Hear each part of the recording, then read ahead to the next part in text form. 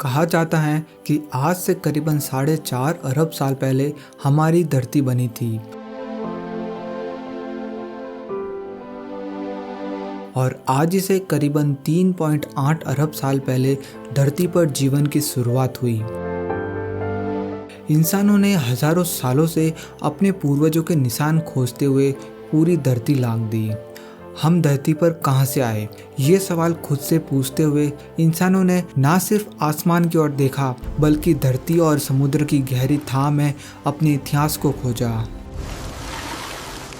लेकिन प्रमाणों के जरिए जैसे जैसे हम समय में पीछे जाते गए, हमारी हैरानी और जिज्ञासा दोनों ही बढ़ते गए। वैज्ञानिक कहते हैं कि पृथ्वी पर जीवन का मूल बीज एक ही था। उसी मूल बीज से विकसित होकर जीवन की अलग अलग शाखाएं निकलती गई और आज हम इंसान जीवन रूपी इसी विशालकाय वृक्ष की एक छोटी सी शाखा मात्र है। हम इंसानों को आज का इंसान बनने में करीब 4 अरब सालों का वक्त लगा है।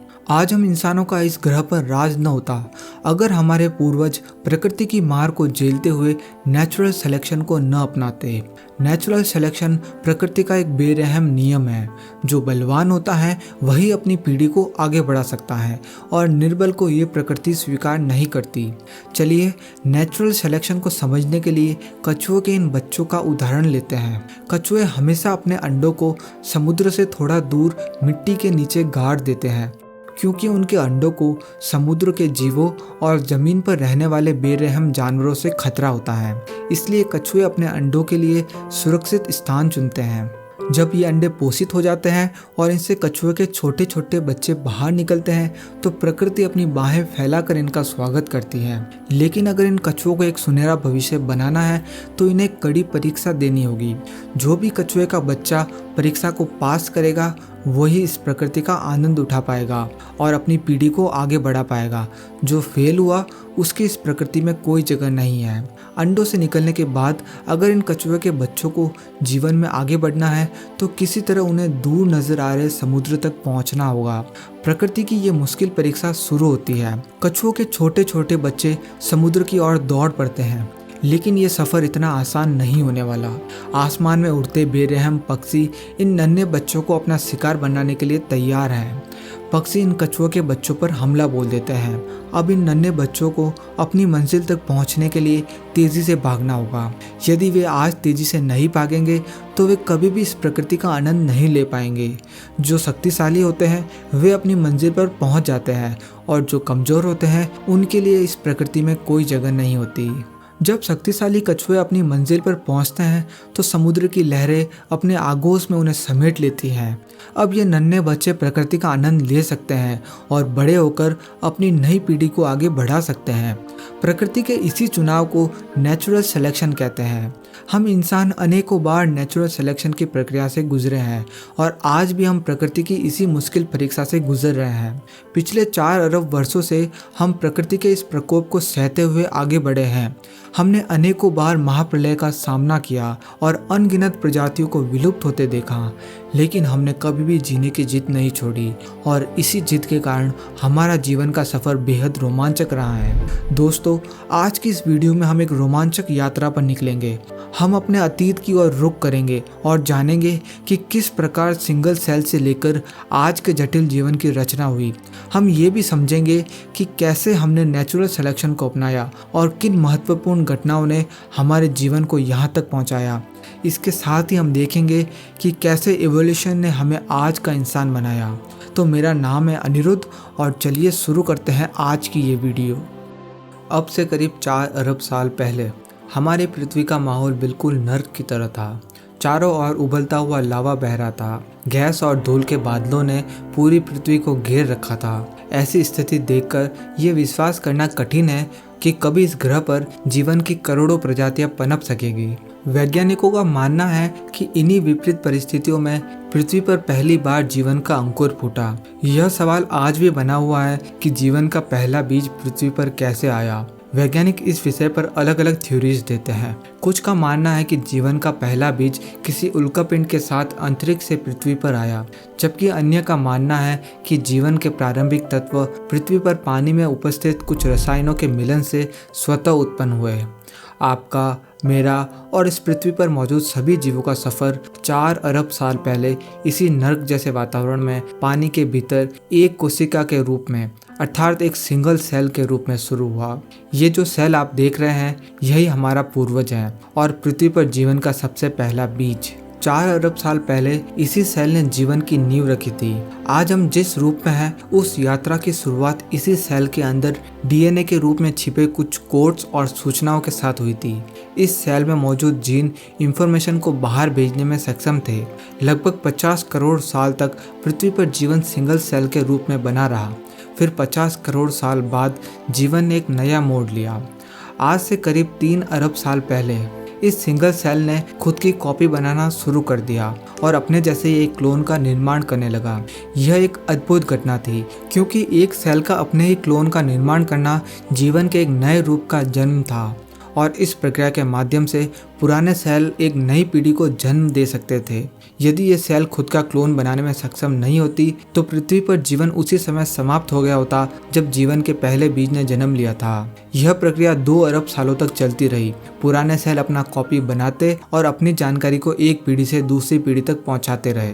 लेकिन 2 अरब सालों बाद एक महत्वपूर्ण घटना घटी। 2 सेल आपस में मर्ज हो गए और उनके जीन आपस में मिलकर एक हो गए। अब यह मर्ज सेल खुद का क्लोन बनाने लगे जिसमें एक नहीं बल्कि 2 सेल के जीन मौजूद थे। इस घटना के बाद जीवन की विभिन्न शाखाएं निकलने लगी। इन सेल्स में म्यूटेशन होने लगा और मल्टी सेलुलर ऑर्गेनिजम्स यानी बहुकोशिकीय जीवों का विकास होने लगा। जीवन धीरे धीरे जटिल होता गया। इन सेल्स से पानी के भीतर नई नई प्रजातियां विकसित हो गई, जिनमें से एक प्रजाति के जीव हमारे पूर्वज थे जिनसे हम बने। ये है महज 3 इंच लंबे वाटर वर्म जो लगभग 5.5 मिलियन साल पहले पाए जाने वाले हमारे पूर्वज हैं। ये वर्म अभी पूरी तरह से अंधे हैं क्योंकि अब तक इन्हें प्रकाश देखने की आवश्यकता महसूस नहीं हुई। इस कारण प्रकृति ने उन्हें अभी तक आंखें नहीं दी हैं। लेकिन अब वह समय आ चुका था जब उन्हें अपनी पीढ़ी को आगे बढ़ाने और खतरे से बचने के लिए आंखों की आवश्यकता है। इसके बाद करीब 20 मिलियन साल लगे ऐसे सेल्स विकसित होने में जो प्रकाश का अनुभव कर सकते थे।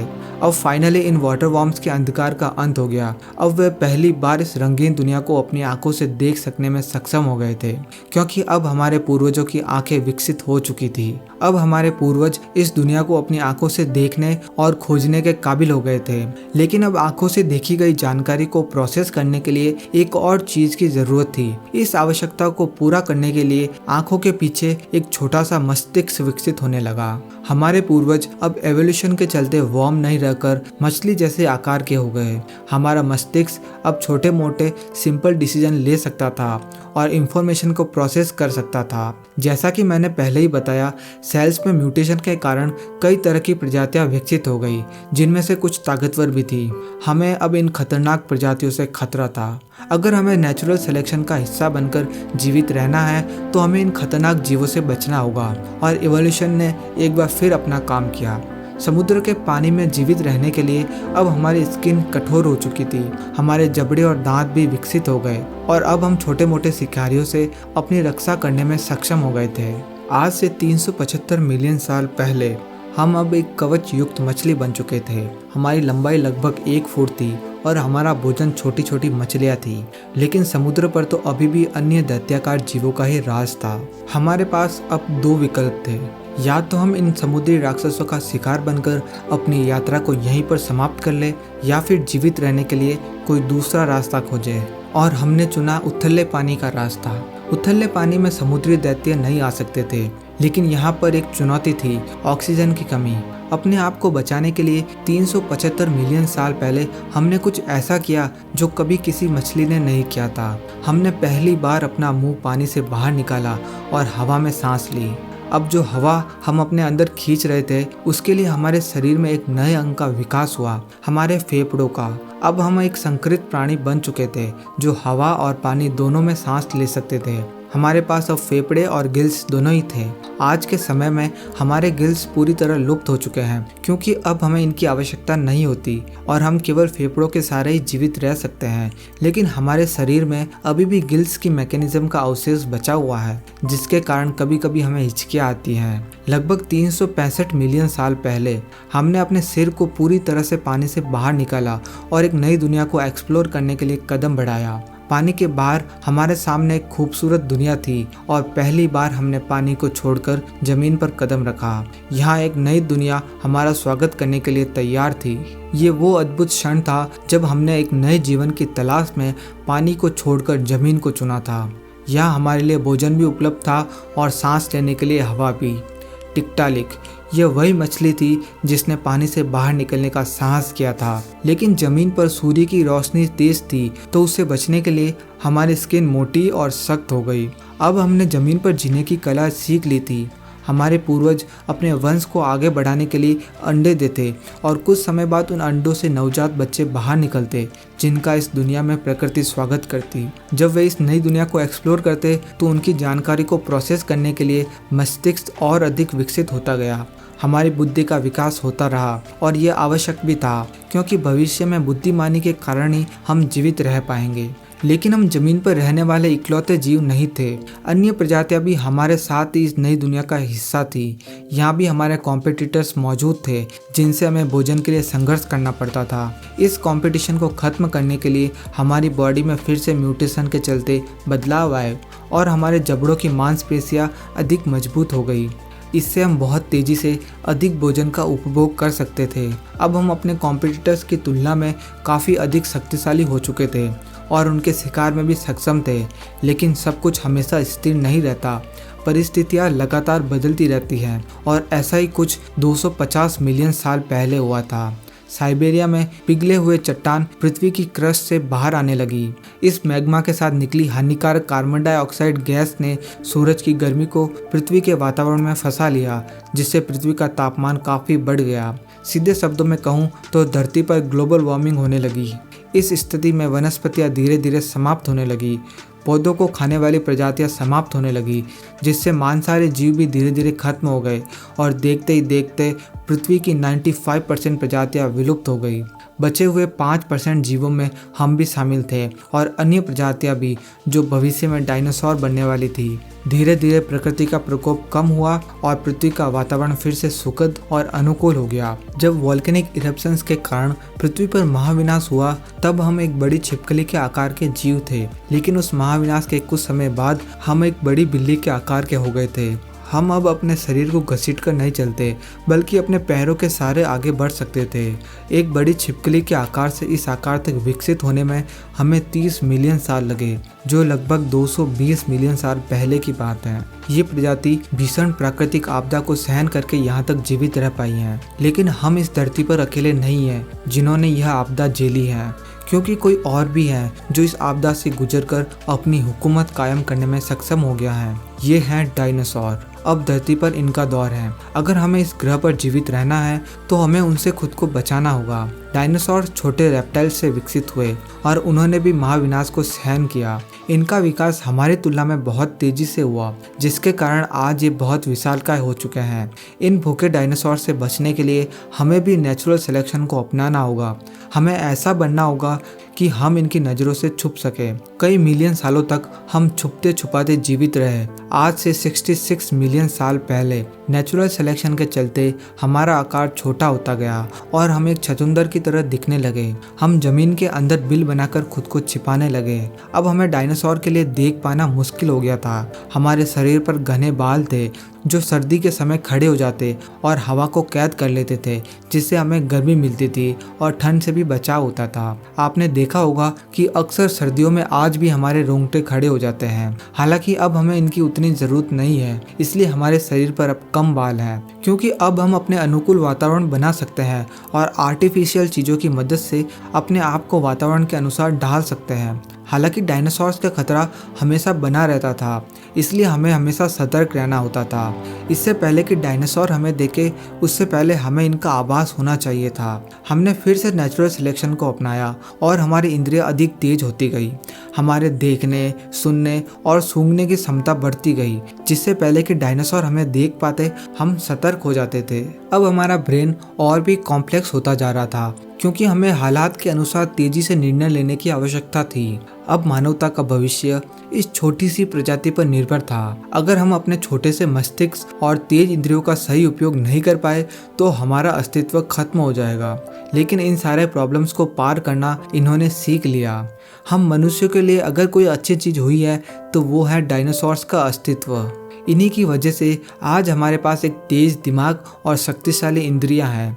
हमारे पूर्वज पहले अंडे दिया करते थे, लेकिन उस समय की परिस्थितियां ऐसी थी कि खुद की जान बचाना भी मुश्किल था। ऐसे माहौल में अपने अंडों का देखभाल करना असंभव था। इसीलिए उन्होंने एक बार फिर नेचुरल सिलेक्शन को अपनाया और प्रकृति ने उन्हें एक नई शक्ति प्रदान की। वो शक्ति थी जीवित बच्चों को जन्म देने की क्षमता। अब बच्चों का विकास शरीर के बाहर नहीं बल्कि माँ के गर्भ में होने लगा और उन नन्हे बच्चों को पोषण प्रदान करने के लिए हमारी ग्रंथियां विकसित होकर दूध देने वाली ग्रंथियों में बदल गई। इस परिवर्तन के कारण हम इस योग्य बन गए कि हम अपने नन्हे बच्चों को दूध पिलाकर उनकी भूख मिटा सके।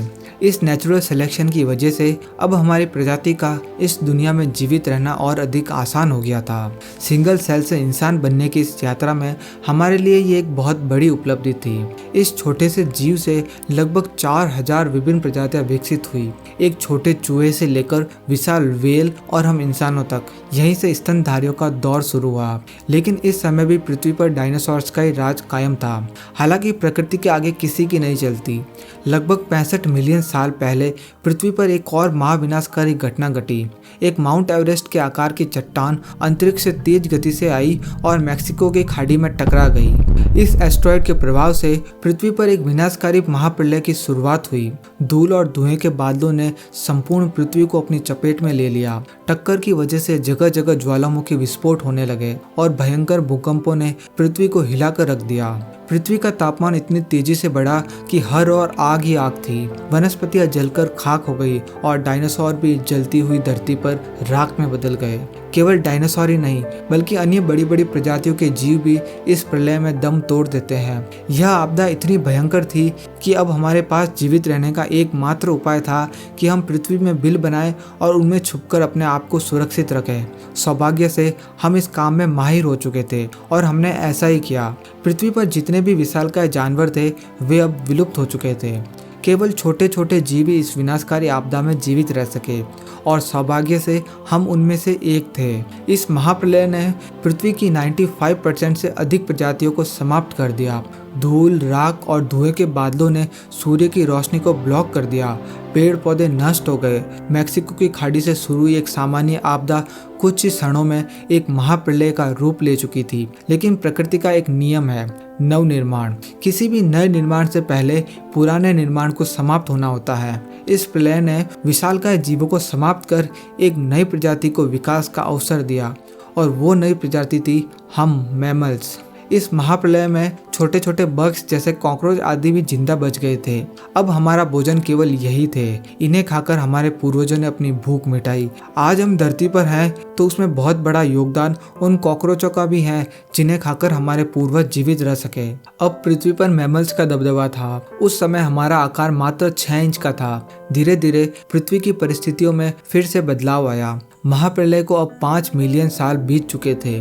वनस्पति जीवन ने फिर से पृथ्वी को हरा भरा कर दिया। पेड़ों पर फल लगने लगे और पकने लगे जिनमें वे सारे पोषक तत्व थे जो हमें चाहिए थे। सीधी सी बात है, जितना ज़्यादा हम खाएंगे उतना ही लंबा जीवन जिएंगे। लेकिन समस्या ये थी कि फल पेड़ों पर होते थे और हम जमीन पर चलते थे। तो प्रकृति ने एक बार फिर से हमें चुना और नेचुरल सिलेक्शन की वजह से हमारा विकास इस तरह हुआ कि हम अब बंदरों की तरह पेड़ पर चढ़कर फल खा सकते थे। आज से 56 मिलियन साल पहले हम पेड़ों की दुनिया में पूरी तरह बस चुके थे। अब हमारा जमीन से कोई खास संबंध नहीं रहा क्योंकि एक पेड़ से दूसरे पेड़ पर कूदकर हम अपना भोजन जुटा सकते थे। लेकिन हमारी दुनिया हमेशा ऐसे नहीं चलने वाली थी। आने वाले 10 मिलियन सालों के दौरान पृथ्वी का तापमान बदलता रहा। जंगल सूखने लगे और आकार में छोटे होते गए जिससे भोजन की कमी बढ़ने लगी। इस स्थिति में नेचुरल सिलेक्शन ने एक बार फिर से अपनी भूमिका निभाई। हमारी पूंछ धीरे धीरे गायब हो गई और हमारे हाथ लंबे हो गए जिससे हम अपने हाथों को फैलाकर फलों को आसानी से तोड़ सकते थे। हम हमेशा पेड़ों की शाखाओं से चिपके रहते। पृथ्वी के तापमान में आए बदलावों ने हमारे पूर्वजों को भी स्थायी रूप से बदल दिया। हम पृथ्वी के बदलते माहौल के अनुसार अपने आप को ढालते गए और प्रकृति हमें निरंतर बदलती रही। लेकिन पृथ्वी में होने वाला ये बदलाव यहीं नहीं रुका। अफ्रीकन और अरेबियन टेक्टोनिक प्लेट्स में खिंचाव के कारण ईस्ट अफ्रीकन रिफ्ट वैली बनी और इसके किनारों पर 3500 मील लंबी पर्वत श्रृंखलाएं बनी। पहले इंडियन ओशन से उठने वाले बादल पूरे अफ्रीका में बरसते थे, लेकिन अब इन पर्वत श्रृंखलाओं ने उन बादलों को रोक दिया, जिससे इस एरिया में सूखा पड़ने लगा। धीरे धीरे पेड़ खत्म होने लगे और जंगलों का अस्तित्व समाप्त होने लगा। परंतु सबसे बड़ी चुनौती ये थी कि हमारे पूर्वज अफ्रीका के उसी इलाके में फंसे हुए थे जहाँ सूखा पड़ा हुआ था। यह परिवर्तन बहुत महत्वपूर्ण था, क्योंकि अगर हमें भोजन नहीं मिला तो सिंगल सेल से इतने जटिल जीवन तक हमारा सफ़र रुक जाएगा। हमें अब खुद को बचाने के लिए कुछ ऐसा करना था जो हमारे किसी पूर्वज ने पहले कभी नहीं किया। 4.5 मिलियन साल पहले हम आर्डिपिथिकस रेमिडस कहलाते थे। हमारी ऊंचाई लगभग 4 फीट थी और हमारा दिमाग एक संतरे के आकार का था। यहाँ कभी घने जंगल हुआ करते थे, लेकिन अब गिने चुने पेड़ ही दिखाई देते हैं। हम इन पेड़ों की टहनियों पर खड़े हो सकते थे, उन पर चल सकते थे और छोटी छोटी शाखाओं पर लगे फलों को खाने की कोशिश करते थे। लेकिन अब हमारी भूख को संतुष्ट करने के लिए पर्याप्त भोजन नहीं था। जो भी पेड़ मौजूद थे वे दूर दूर तक फैले हुए थे, इसलिए अब हम एक पेड़ से दूसरे पेड़ तक कूदकर नहीं जा सकते थे। अब हमें उन अन्य पेड़ों तक पहुंचने के लिए जमीन पर उतरकर चलना पड़ा। आज से लगभग 4.5 मिलियन साल पहले हमने पहली बार जमीन पर चलना सीखा। हम अब केवल 2 पैरों पर चल सकते थे, जिससे हमारे हाथ फ्री हो गए और हम जमीन पर खड़े होकर पेड़ों से फल तोड़ सकते थे। इससे हमारा काम अधिक आसान और तेज हो गया। हम अपने हाथों का उपयोग करके अधिक मात्रा में भोजन इकट्ठा कर सकते थे। अगले 1 से 2 मिलियन सालों तक हमारा इवोल्यूशन होता रहा और हमारा शरीर इस प्रकार से विकसित हुआ कि हम 2 पैरों पर तेजी से चलने लगे। हमने पेड़ों को छोड़कर खुले मैदानों की ओर बढ़ना शुरू किया। 2 पैरों पर चलने की वजह से हम तेजी से आगे बढ़ने लगे, जिससे हमें खाना, पानी और आश्रय ढूंढने में आसानी हुई। लेकिन 2 पैरों पर चलने के कारण बच्चे को जन्म देने में कठिनाइयां बढ़ गई और पूरी तरह से विकसित बच्चे को जन्म देना आसान नहीं था। इस स्थिति में नेचुरल सिलेक्शन ने एक बार फिर अपना प्रभाव दिखाया। हमने ऐसे बच्चों को जन्म देना शुरू कर दिया जो समय से पहले ही पैदा हो जाते। माँ की कोख में बच्चों का जो जरूरी विकास था वो हो जाता और बाकी का विकास जन्म के बाद होता। आपने देखा होगा कि इंसान एक ऐसी प्रजाति है जिनके बच्चे जन्म लेने के बाद भी कमजोर होते हैं। उन्हें अपने पैरों पर चलने के लिए कई महीने लग जाते हैं और माँ को उन्हें सालों तक दूध पिलाना होता है और उनकी देखभाल करनी होती है, तब जाकर उनका शरीर पूरी तरह से विकसित होता है। लेकिन आपने ये भी देखा होगा कि जानवरों के साथ ऐसा नहीं होता। जब कोई जानवर अपने बच्चे को जन्म देता है तो उसका बच्चा जन्म के कुछ मिनटों बाद ही चलने फिरने और दौड़ने लगता है, लेकिन इंसानों के बच्चों के साथ ऐसा नहीं होता। आज से करीबन 3.2 मिलियन साल पहले हम एस्ट्रेलोपिथिकस थे। हम हमेशा अपने 2 पैरों पर चलते थे, लेकिन हमें जंगली जानवरों से बहुत खतरा था और हम उनसे तेज भी नहीं दौड़ सकते थे, पर हम अपनी बुद्धि का उपयोग करके जंगली जानवरों से बच सकते थे। हम लगातार अपनी सूझबूझ का इस्तेमाल करके इन खतरों से बचते रहे और समय के साथ हमारा दिमाग बड़ा होता गया। लगभग 2.3 मिलियन साल पहले हमारे दिमाग का आकार अब पहले से 2 गुना हो चुका था। इस टाइम पीरियड में हम होमो हैबिलिस कहलाते थे, जिन्हें हैंडीमैन भी कहा जाता है, क्योंकि इन्होंने सबसे पहले पत्थर के औजार बनाए थे जो इनके पूरे भविष्य को बदलने वाले थे। हम अब पूरी अफ्रीका के इकलौते ऐसे प्राणी थे जो अपनी किस्मत का खुद निर्धारण कर सकते थे, क्योंकि अब हमारे पास पत्थर के औजार थे जिनका उपयोग हम शिकार के लिए कर सकते थे। हमसे पहले किसी भी जीव ने ऐसा कोई आर्टिफिशियल उपकरण नहीं बनाया था। हम सबसे अलग थे और ये हमारी बुद्धि के बदौलत संभव हुआ। ये तो बस शुरुआत थी, अभी हम बहुत कुछ बनाने वाले थे। अपनी भूख मिटाने के लिए हमें कभी कभी अन्य जानवरों के शिकार को उनसे छीनना भी पड़ता था।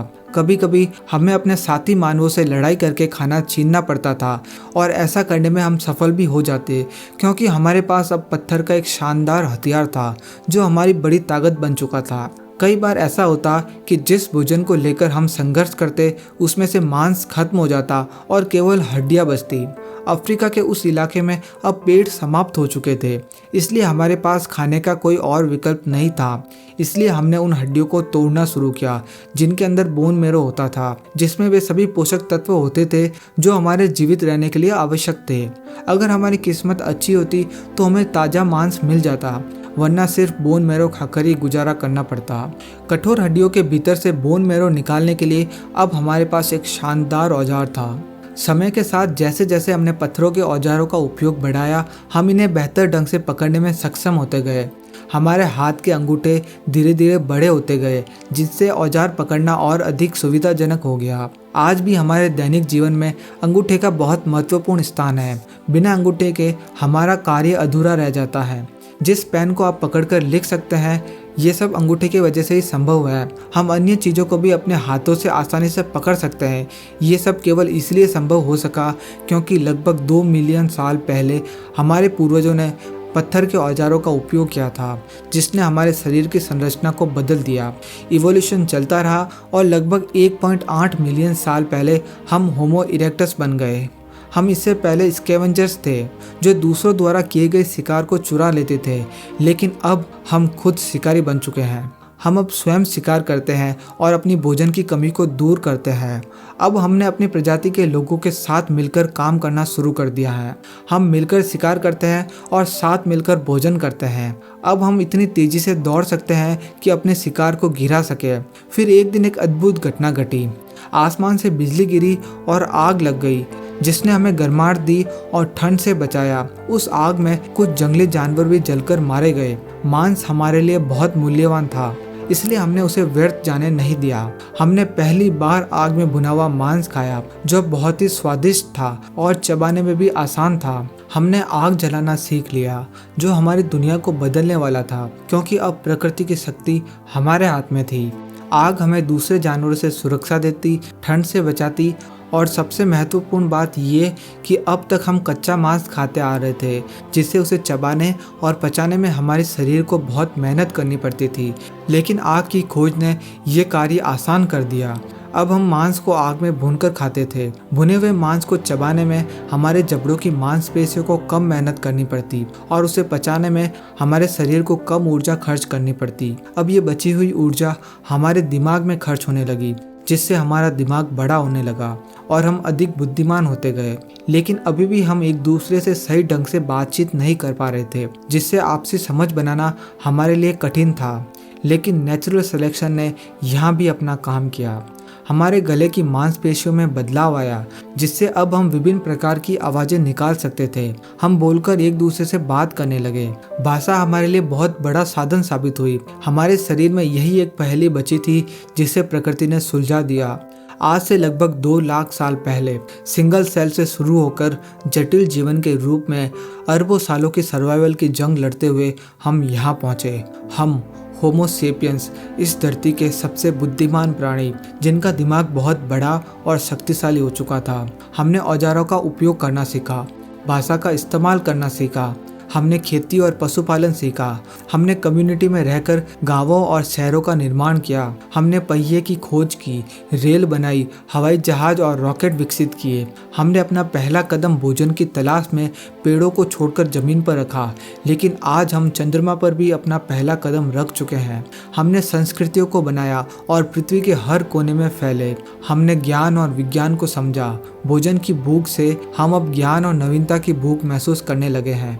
हमारा सफ़र एक सिंगल सेल से शुरू हुआ, लेकिन आज हम बुद्धिमान और जटिल मनुष्य बन गए हैं। इस सफ़र में हमने बहुत सारी आपदाओं का सामना किया, लेकिन हमने हार नहीं मानी और जीने के लिए लड़ते रहे। हम सीखते रहे और प्रकृति के संगत माहौल में अपने आप को डालते रहे। आज जीवन के इस सफ़र में हम बहुत आगे निकल आए हैं, लेकिन आज भी हम सीखते ही जा रहे हैं और अपने आने वाली पीढ़ियों के साथ अपना अनुभव और ज्ञान शेयर कर रहे हैं। हमारा इवोल्यूशन का सफ़र यहीं ख़त्म नहीं होता। अभी तो हमें बहुत आगे जाना है, नई नई मुश्किलों का सामना करना है और अपनी सभ्यता को ब्रह्मांड के हर कोने में फैलाना है। तो दोस्तों, ये था सिंगल सेल से इंसान बनने का सफ़र। अगर आपको ये वीडियो पसंद आई तो इस वीडियो को एक लाइक और चैनल को सब्सक्राइब ज़रूर करिए। साथ ही हमारी और वीडियोज़ देखने के लिए आपके सामने आए वीडियो पर क्लिक कीजिए। मिलते हैं नेक्स्ट इंटरेस्टिंग वीडियो के साथ। तब तक के लिए धन्यवाद।